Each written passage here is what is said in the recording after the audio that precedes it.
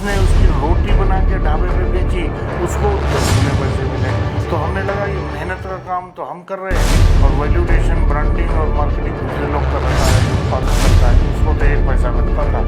बाकी मतलब 89% विदेशी कंपनियाँ लेके जाती थी। तो हमारे देश की टेक्निक, हमारे देश का किसान, हमारे देश का कंज्यूमर फायदा भी हमारा। तो हमने कहा बच्चे की स्वाद की कोई चीज़ क्यों ना बना दो। तो हमने नमकीन बिस्किट बनाए शुरू में। तो बोले थोड़े।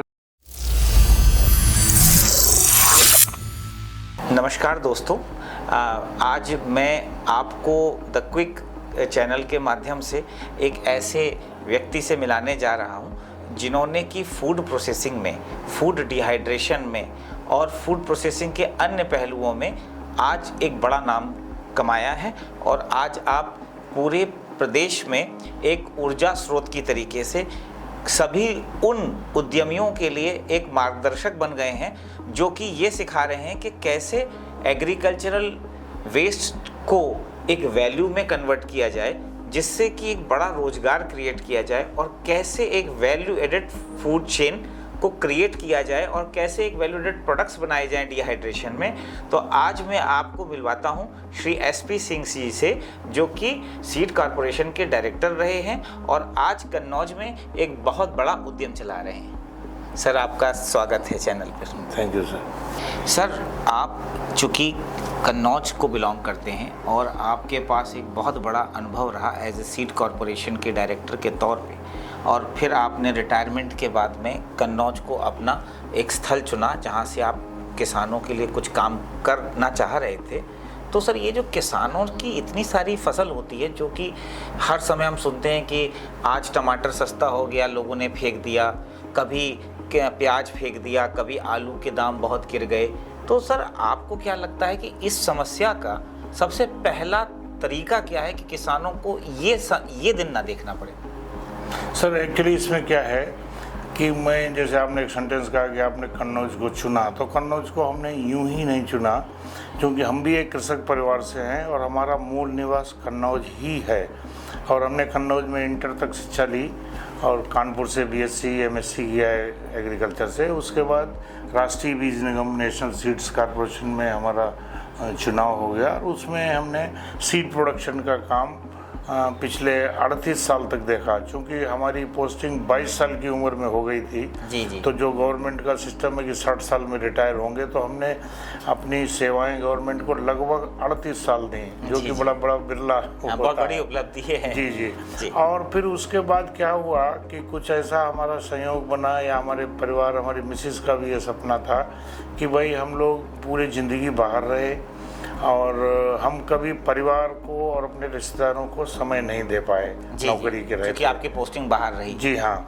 तो बहुत विशेष मौक़ों पे आ पाते थे, बड़े छोटे छोटे फंक्शन भी हम लोग इग्नोर करते थे। तो ये हुआ कि हम लोग कन्नौज में ही बसेंगे, और चूँकि किसान परिवार से हम थे और किसानों के साथ ही हमने काम किया इतने दिन तक, तो आगे भी किसानों के साथ जुड़े रहेंगे और अपनी लाइफ भी अपने पुराने रिश्तेदार और पुराने लोगों के बीच में गुजारेंगे। जी।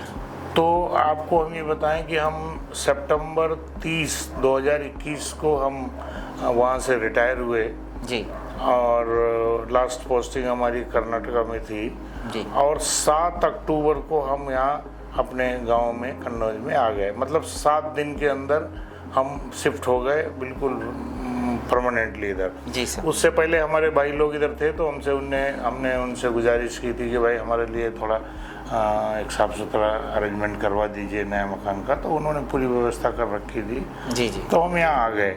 आने के बाद फिर हमने ये देखा कि ये तो पुरानी दिक्कतें थीं पहले से भी, कि किसानों का जो है करीब 30 से 40% सब्जियां और फल उचित भाव न मिल पाने के कारण, या इतने दर कम हो जाती है कि आदमी खेत से निकाल के मंडी ले जाने का भी खर्चा नहीं निकलता है। बिल्कुल। तो वो ये सोचता है कि इसको तो खेत में ही छोड़ दो, अच्छा है।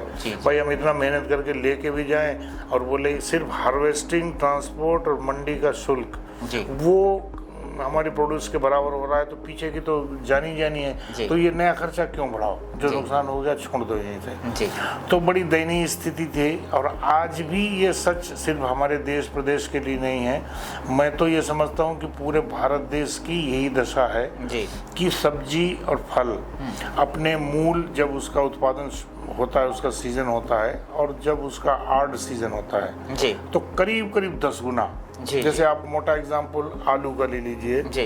कि आलू हमारा जो है वो 10 रुपए से 60 रुपए तक जाता, जी। हरी मिर्च हमारी 6 रुपए से 60 रुपए तक जाती, प्याज हमारा 8 रुपए से 80 रुपए तक जाता, लहसुन हमारा 40 रुपए से 400 रुपए तक जाता।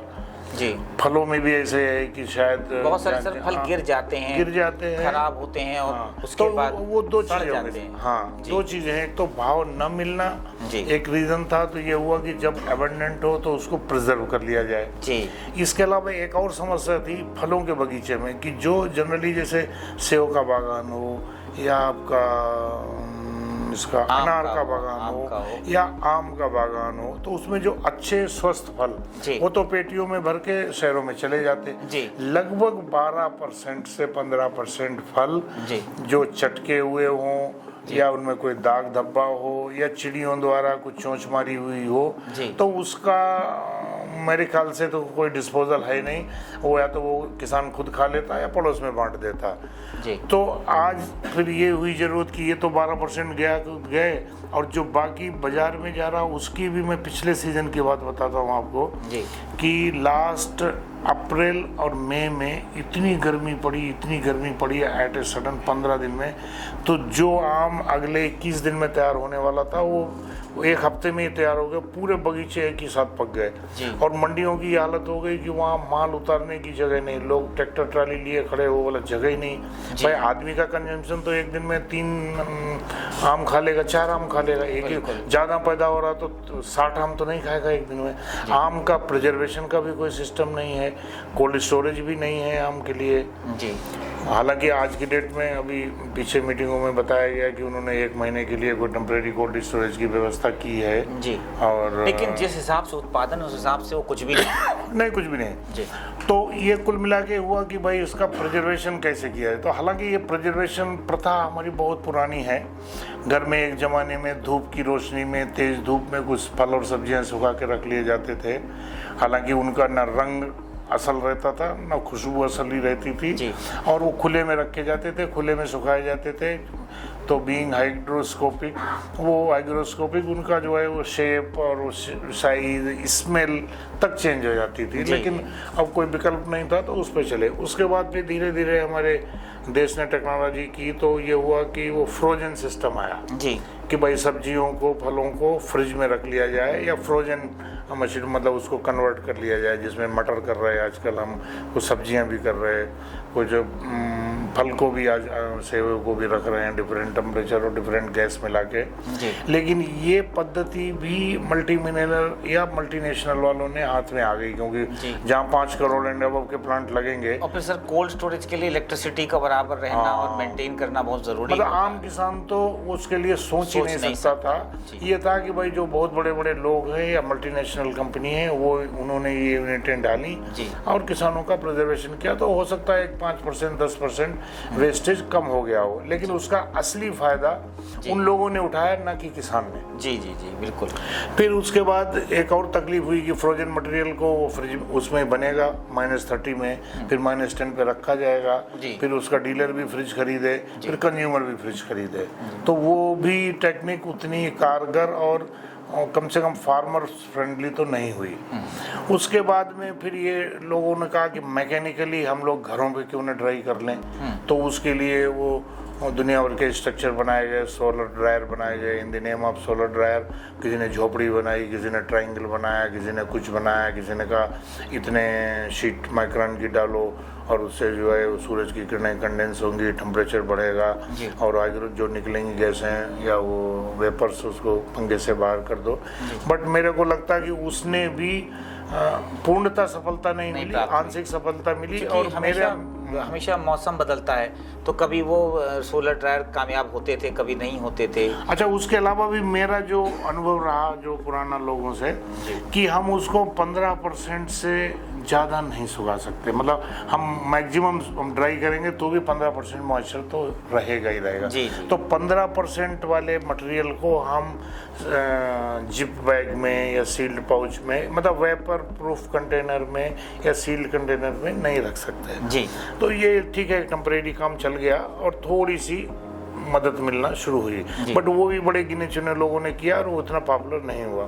फिर लोगों ने मशीनरी का और ज्ञान बढ़ा, तो कुछ लोगों ने वो जैसे हमारी घर में लोहे की अलमारी होती है इस टाइप के कुछ बनाया और उसमें नीचे वाले कॉलम में वो हीटर लगाए और नीचे से पंखा लगाया और बोले गर्म हवा पास करेंगे। बट वो भी एक तो कास्ट इफेक्टिव नहीं था, क्योंकि हीटर जलते थे कॉइल, तो बिजली की कंजम्पशन बहुत थी, यूनिफॉर्म हीटिंग नहीं थी, टेम्परेचर कंट्रोल नहीं था, और क्वालिटी मेंटेन नहीं होगी। क्वालिटी मेंटेन नहीं होगी जब आपके हाथ में टेम्परेचर नहीं, जब आपके हाथ में कोई चीज़ है ही नहीं, उसका यूनिफॉर्म डिस्ट्रीब्यूशन नहीं हीट का। और उसके बावजूद भी कुछ ट्रे का मटेरियल 15%, किसी का 12%, किसी का 8%, मतलब वो 10 से नीचे हम उसको भी नहीं ला पाए, वो भी फिर फेल हुआ। फिर आगे चल के क्या हुआ कि भाई धीरे धीरे पता चला कि भाई कोई IR टेक्नोलॉजी है ये। बोले भाई वो क्या है? बोले वो जो हमारे जो माइक्रोवेव ओवन होते थे उस टाइप की टेक्नोलॉजी है, उसके अंदर आप मटेरियल रखिए, इंफ्रारेड टेक्नोलॉजी। हाँ, इंफ्रारेड टेक्नोलॉजी। तो उससे जो आपने सुखाना शुरू किया, तो सर उनमें जो है आपको कैसा अंतर नजर आया? अब प्रोडक्ट आपके कैसे बनते हैं? तो वो फिर हमने भी लखनऊ से एक मशीन खरीदी, फिर दूसरी खरीदी, एक्सपीरियंस करते तीसरी खरीदी। तो उसमें हमें 4 बेनिफिट आए।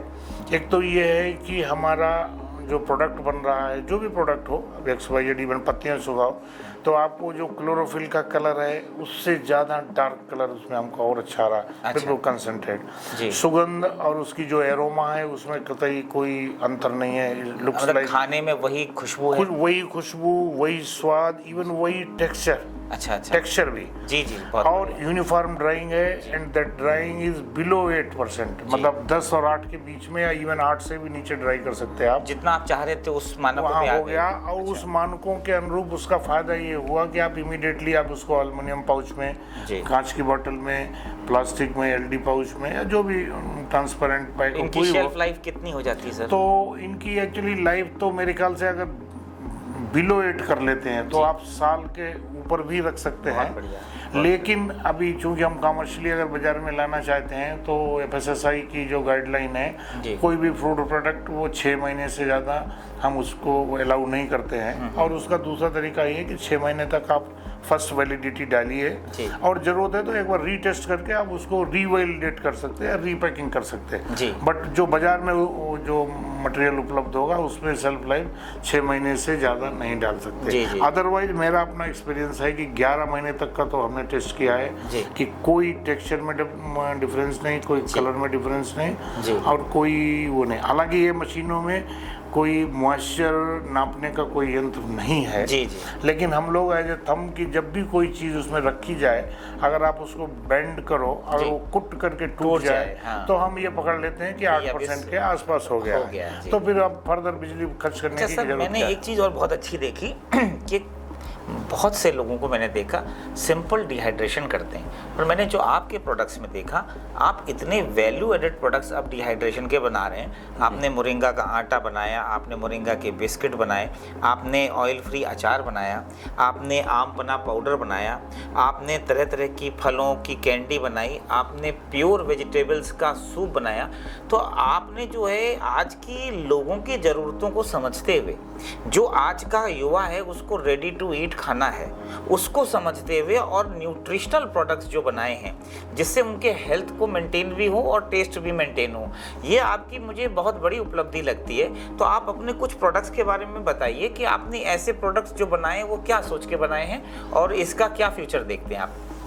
देखिए, एक्चुअली वो मशीन तो बनाई गई थी कि भाई इसमें मटेरियल आप सुखा लीजिए। अब ये आपके पास है, भाई किसान ने जिस किसान ने गेहूँ उगाया तो बाजार के भाव गेहूँ 22 रुपये में बेच गया, फिर वो उसको होटल वाले ने लिया तो उसने रोटी बनाई और वो 40 रुपए की एक रोटी बेच रहा, तो उस 22 रुपए से उसने 220 रुपए कमाए। मतलब वैल्यू एडिशन करते ही पैसे बढ़ रहे हैं। बढ़ गए। तो हमें ये लगा कि जो ओरिजिनल प्रोड्यूसर है, किसान को 18 रुपए का खर्चा आता और वो 22 रुपए में गेहूँ बेच देता, उसको 4 रुपए किलो मिले।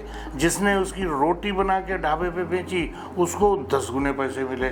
तो हमने लगा ये मेहनत का काम तो हम कर रहे हैं और वैल्यूडेशन, ब्रांडिंग और मार्केटिंग दूसरे लोग कर रहे हैं। बड़ी बड़ी कंपनी आजकल तो यही रेडी टू ईट प्रोडक्ट बना रही हैं और एक एक पाउच चिप्स का पैकेट 10-10 रुपए का होता है, जिसमें मात्र 10 ग्राम भी नहीं होता। तो ये अच्छा, चूंकि आज की ये ज़रूरत है। अच्छा, कई लोगों ने बड़े शुरुआत में बड़े क्वेश्चन किए कि सूखी सब्जियों का क्या फ्यूचर है, कौन खाएगा इसको, किसको मालूम है ये कैसे खाई जाती, इसका क्या बन सकता। तो हमने कहा ये बताओ, ये मैगी 10 साल पहले कौन जानता था? आज गांव में चाय की दुकान हो ना हो, लेकिन मैगी और कोको कोला हर गांव में जहाँ 10 दुकानें भी हैं, ये वो तम्बाकू की पुड़िया, बीड़ी, मैगी और कोको कोला, ये 4 चीज़ें मिलेंगी।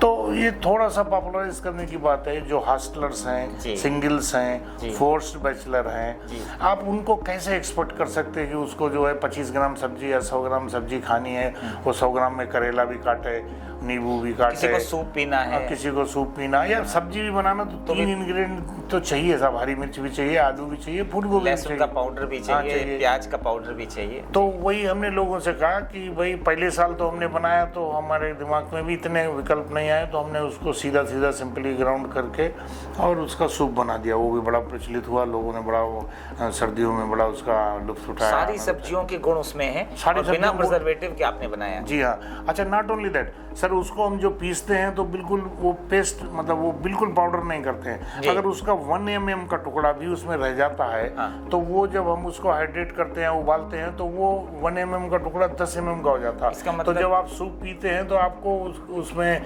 फूल गोभी का, आपको गाजर का आपके दांत के नीचे आती है, आप फील कर रहे हैं कि हम सब्जियां जैसे खा रहे हैं। तो यानी रिहाइड्रेट भी हो जाता है। यस 100%। और उतना बढ़िया फ्लेवर आता है कि आंख बंद करके खाओ तो ऐसा लगता है कि सब्जी ज़्यादा गल गई थी और वो हम खा रहे हैं। और बच्चे बड़े उसमें खाते। कई बार कोई बच्चे कहते हम फूल गोभी नहीं खाते, कोई बच्चा आलू नहीं खाता, कोई करेला नहीं खाता।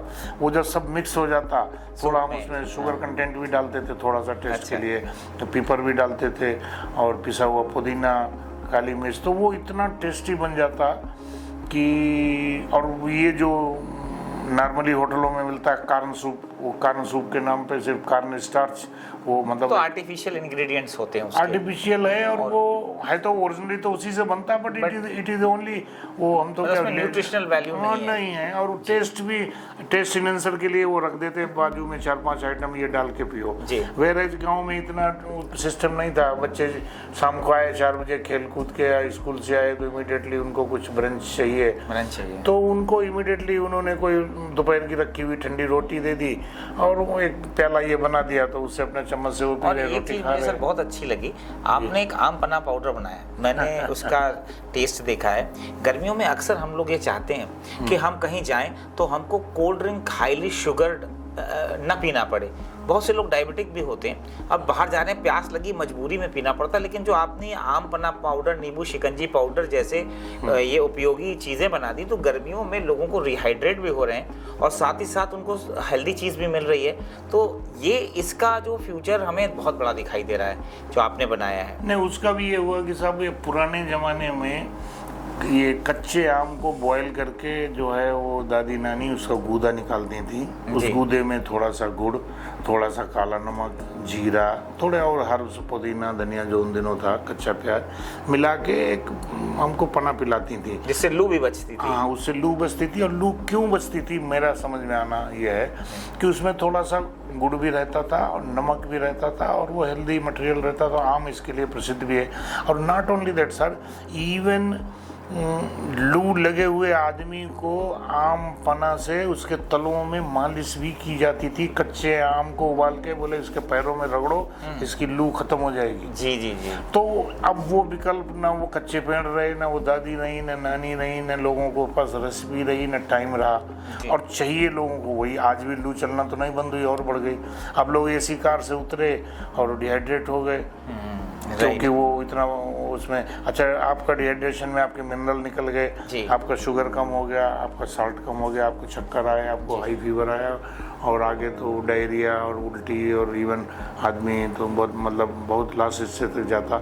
हमारा प्रोडक्ट आपके डैशबोर्ड पे 10 पैकेट पड़े हुए, ठंडी बोतल आजकल हर जगह मिलती है। जहाँ कहीं आपको लगे कि हम थोड़ा सा डाउन हो रहे, आपने एक 1/2 लीटर की बोतल ली, उसमें एक नेचुरल मिनरल्स मिल गए। तो आपको ये नॉट ओनली साहब ORS समझो साहब, इसमें शुगर है, इसमें नमक है, इसमें मिनरल्स हैं, इसमें आपको साल्ट है, तो ये तो आपको हाइड्रेट भी कर रहा है और ये ORS जैसे गुण मिल रहे हैं। तो आपको वीकनेस भी अगर लग रही है किसी कारणवश तो इमीडिएटली आप एनर्जाइज हो जाते हैं। और दूसरा इनडायरेक्ट फायदा हमारे किसान को है कि कोई बाहर का चीज़ नहीं है। और तीसरा इसकी जो डिफरेंस है कमाई, या तो किसान ले रहे या हम ले रहे या उपभोक्ता ले रहा, ये पैसा हमारा देश के बाहर नहीं जा रहा। सबसे बड़ी चीज़ तो ये है, क्योंकि अब तक जो मटेरियल हमको मैगी, कोको कोला और जो मटेरियल आते थे जनरली बाहर की कंपनियां भेजती थी, आज भी भेज रही हैं। तो उसको अब ये 70 पैसे के आलू से 7 रुपये जो 70 रुपये का पैकेट बन रहा है, बीच का 79 रुपीज़ तो बाहर ही जा रहा है सर। तो कम से कम हम अपने ऐसे प्रोडक्ट क्यों ना बनाएं कि हमारी आगे आने वाली लोगों को रोजगार भी मिले। हाँ, रोजगार भी मिले और किसान को पैसा जाए, मेजर पैसा किसान को जाए, जो उसका अन्नदाता है, जो उत्पादन करता है, उसको तो 1 पैसा मिलता था, बाकी मतलब 89% विदेशी कंपनियां लेके जाती थी। तो हमारे देश की टेक्निक, हमारे देश का किसान, हमारे देश का कंज्यूमर, फायदा भी हमारा। तो इससे सिंपल क्या हो सकती है। इसमें सर मैंने एक चीज़ और देखी कि आपने मोरिंगा एक, चूँकि हम लोग का सुपर फूड है और उसमें इतने गुण हैं कि उसमें प्रोटीन, कैल्शियम सब कुछ है, और वैसे प्रोटीन पाउडर खाना बाहर का इतना महंगा है और ये सब मिनरल्स जो हैं उसमें सब भरे पड़े हैं। आपने मोरिंगा पाउडर को एज ए वैल्यू एडेड करके उसके जो कुकीज़ बनाए, उसमें जो आटा बनाया, यानी कि अब हर घर में मोरिंगा का डायरेक्ट कंजम्पशन हो सकता है। तो ये जो मोरिंगा आपका आटा है सर, इसके बारे में थोड़ा बताइए, कैसे आपने इसको सर मैं 1 मिनट और लूँगा। मैं इसकी भूमिका बताता हूँ, पुरानी बैकग्राउंड क्या। जी। एक्चुअली जब हम नौकरी में थे तो हमारी पोस्टिंग थी रायचूर डिस्ट्रिक्ट ऑफ कर्नाटका जी। तो हमारे यहाँ छत्तीसगढ़ गवर्नमेंट से डिमांड आई दिल्ली में कि हमको मोरिंगा सीड चाहिए जी। तो उन लोगों ने सबको पूछा कि भाई कर्नाटका में हो सकता है, हमारे पास भी क्वेरी है कि कहीं से मिल सकता है, तो बताओ। छत्तीसगढ़ गवर्नमेंट को इतने टन्स ऑफ सीड चाहिए। तो हमने फिर एक संस्था होती है सेंट्रल गवर्नमेंट में, NHRDF, national horticulture research development, उनसे संबंध किया और उनसे लेके कोटेशन हमने भर दिया। उनसे लेके हमने अपने मॉडल में चेंज करके अपना एक मार्जिन रख के उनको कोटेशन दे दिया। कोटेशन हमारा अप्रूव हो गया और हम उनसे लेके ट्रेडिंग करने लगे। Of course government to government trading थी, इसमें कोई गलत बात नहीं थी, और तीसरी भी कंज्यूमर भी गवर्नमेंट थी। तो फिर हमने पता किया कि इतने टनेज ऑफ सीड का क्या कर रहे हैं। तो उन्होंने ये बताया कि भाई हमारे यहाँ बिल्कुल वर्जिन लैंड है और आदिवासी हैं और ये नक्सलाइट की प्रॉब्लम है, तो हमको गवर्नमेंट ने कहा है कि कुछ सेल्फ सफिशिएंट अपना खुद रोजगार शुरू करो। तो सबसे सस्ती क्रॉप ये मिली कि 6 महीने के बाद पत्ती आना शुरू। तो बोले आप मोरिंगा लगाइए और पत्ती उसकी निकाल के सुखाइए, और वो यूनिसेफ वाले पूरी पत्तियां खरीदेंगे। अच्छा। और वो अफ्रीकन कंट्रीज में जहां मालन्यूट्रिशन की प्रॉब्लम है उसको उसके पाव जो डबल रोटी खिलाते थे बच्चों को, अच्छा, भूख से मर रहे थे, तो उसमें इसको मिला देंगे ताकि ताकत आ जाए जी। तो उन्होंने ये कंजर्व किया कि हमने अंडे की प्रोटीन, फलाने का जिलेटिन, फलाने का विटामिन डी, फलाने का विटामिन B12 मिलाया, और वो हमारी कास्ट आ रही सपोज करो 80 रुपये पर बच्चे। ये एक आइटम ने हमारी कास्ट 8 रुपये बच्चा कर दी, 3 रुपये बच्चा कर दी, और बच्चे उससे ज़्यादा, क्योंकि उनके एक्सपेरिमेंट्स थे। तो उन्होंने ये पाया कि ये तो एक ही आइटम ने पूरा सारी रिक्वायरमेंट कर दी, and that is the cheapest source of energy. इससे प्रोटीन भी मिल रही, कार्बोहाइड्रेट भी मिल रहा, विटामिन A, B1 से लेके B12 तक मिल रहा है, विटामिन डी मिल रहा। अच्छा, विटामिन डी मतलब मेन सोर्स है। दूसरा इसके और क्या चीज़ है कि आपको कैल्शियम में भी बहुत भयंकर है। जी। और ये आपका लीवर और आपका किडनी इसको भी डिटॉक्स करता है। अच्छा। और लीवर जब स्वस्थ रहेगा तो अच्छा पैंक्रियाटिक जूस बनाएगा, अच्छा पैंक्रियाटिक जूस बनाएगा तो अच्छा इंसुलिन बनाएगा। अब शुगर के पेशेंट को लोग बोलते हैं मोरिंगा से क्या कनेक्शन, मैं कनेक्शन ऐसे जोड़ता हूँ कि वो जब आदमी इंसुलिन उसका कम बन रहा, उसने मोरिंगा खाया तो उसका लीवर डिटॉक्स हो गया, तो लीवर डिटॉक्स होने से फिर वो अच्छा काम करने लगा, स्ट्रेंथन हुआ, स्ट्रेंथन होने से उसने बाइल जूस ज़्यादा बनाया, पैनक्रियाटिक जूस ज़्यादा बनाया, उससे फिर इंसुलिन ज़्यादा बना, तो वो इंसुलिन की मात्रा जो कम हो रही थी उसने कवर कर ली, तो बीमारी धीरे धीरे घटते क्रम में कम हो गई। बजाय इसके कि हम अगर ऊपर से सब्स्टिट्यूट ले लेंगे जिस दिन, उसी दिन पूरी फंक्शन बंद हो जाएगी। बोले अब तो ऊपर से सप्लाई हो रही, हम काम क्यों करें? तो वो ऊपर से गोली ले रहे, इंसुलिन मिला, उसने आपका जो भी मटेरियल था डाइजेस्ट कर दिया, तो अब इन लोगों को लगा भाई हमारा तो काम खत्म हो गया, हम क्यों दिमाग लगाएं? तो हम इससे हर चीज़ एनर्जाइज कर रहे हैं और चीपेस्ट सोर्स है भाई, इससे चीपेस्ट क्या हो सकता है? आपने नमकीन बिस्किट भी बना दिया। अच्छा, फिर इसको देखते हुए, हाँ मैं बताना यही चाह रहा था, इसको देखते हुए फिर हमने ये सोचा कि ठीक है हम लोग उतने माल न्यूट्रिशियस तो नहीं हैं हमारे बच्चे, लेकिन फिर भी हमारे एक रिश्तेदार के बच्चे को उसने बाज़ार में कुछ चाट पकौड़ी कुछ खा ली, तो ये पता लगा कि साहब उसको तो डिहाइड्रेट हो गया और फिर फलाना हो गया और फिर उसको भर्ती करना पड़ा, 80,000 रुपये लगे। तो हमने पूछा कि भाई, तो बोले नहीं, वो जब उसकी जांच हुई तो बोले विटामिन ई की कमी है, डी की कमी है, B12 कमी है, फलाना है, इसने धूप देखी नहीं, ये तो जो है एसी में रहता, एसी स्कूल में पढ़ता, एसी वैन से जाता। तो उन्होंने 1200 रुपये के 12 टॉनिक लिख दिए कि सब में से एक एक ढक्की पियो। तो हमने कहा इसके बजाय ये इतना सस्ता विकल्प है, आप इसके, बोले बच्चा रोटी खाता नहीं, मोरिंगा पाउडर खाने से परहेज, मतलब उसको अच्छा नहीं लगता, तो हमने कहा रोटी में मिला के खाओ। बोले उसको ऐसा लगा कि रोटी भी हरी हरी, तो रोटी भी खाने से परहेज कर रहा। तो हमने कहा बच्चे की स्वाद की कोई चीज़ क्यों ना बना दो। तो हमने नमकीन बिस्किट बनाए शुरू में, तो बोले थोड़े दिन खाए, आप कह रहा नमकीन बिस्कुट कितने दिन खाएं, तो हमने फिर मीठे बिस्कुट भी बना दिए, बहुत अच्छे बिस्कुट। तो ये क्या हुआ कि वो उनका जो एक महीने का 14,000 का बिल था विटामिन ABCD के बॉटल्स का, और पूरे दिन बोले अब ये लाल वाली पी ली, तो उनके ग्रैंडफादर बोलते हैं पीली वाली पियो, अब नीली वाली पियो, पूरा दिन वही कोर्स। अब वो सिर्फ जो है 2 बिस्किट सुबह, 2 बिस्किट शाम, और ये मोरिंगा पाउडर को जो है आप डिफरेंट शेप में चाहो तो ले सकते हैं। और जो उनके यहाँ पूड़ी बनती कभी, तो वो उसमें मिला देते, उसको बोलते ये पालक की पूड़ी है, तो खाता मजे से। दूसरे फ्रेश लीव मिलने से, जैसे हम लोग आलू के साथ में भाजी बनाते हैं, आलू मेथी की, आलू सोया की, उस हिसाब से हम लोग आलू और मोरिंगा की सब्जी बनाने लगे। कोई माई का लाल ये नहीं कह सकता है कि ये मोरिंगा है, जब एक बार फ्राई होके मिक्स हो जाता, सब्जी में मिल जाएगा तो फिर उसके वही पता नहीं टेस्ट, चलेगा। इतना सुंदर टेस्ट की सब वो, मतलब तो इसका मतलब आप बच्चों एक बार के खा लिए लोगे महिलाओं तो, का जो मेल न्यूट्रिशन है उसके लिए महिलाओं को भी अक्सर प्रॉब्लम होती है कि एक एज के बाद में उनको भी कैल्शियम डिफिशिएंसी ज़्यादा होती है। तो और कैल्शियम डिफिशिएंसी से उनको 10 बीमारियां होती, तो उसके लिए भी बहुत अच्छा विकल्प है। ये तो इसका मतलब सर डिहाइड्रेशन से आप बहुत सारे पौष्टिक चीज़ों को, न्यूट्रिटिव चीज़ों को, उनको उनकी न्यूट्रिशनल वैल्यू को आप रिस्टोर करके वैल्यू एडेड प्रोडक्ट्स के माध्यम से लोगों की हेल्थ पे बहुत अच्छा काम कर सकते हैं। और उसी प्रयास में आपने जो प्रोडक्ट्स बनाए हैं वो आपने उसी रास्ते पे जो लोग और भी एंटरप्रेन्योर्स हैं, तो क्या हम चाहेंगे सर कि आप थोड़ा सा नए यंग एंटरप्रेन्योर्स के लिए अपने कुछ बात बताएं कि वो आपने जिस तरह से अचीवमेंट की वो कैसे करें।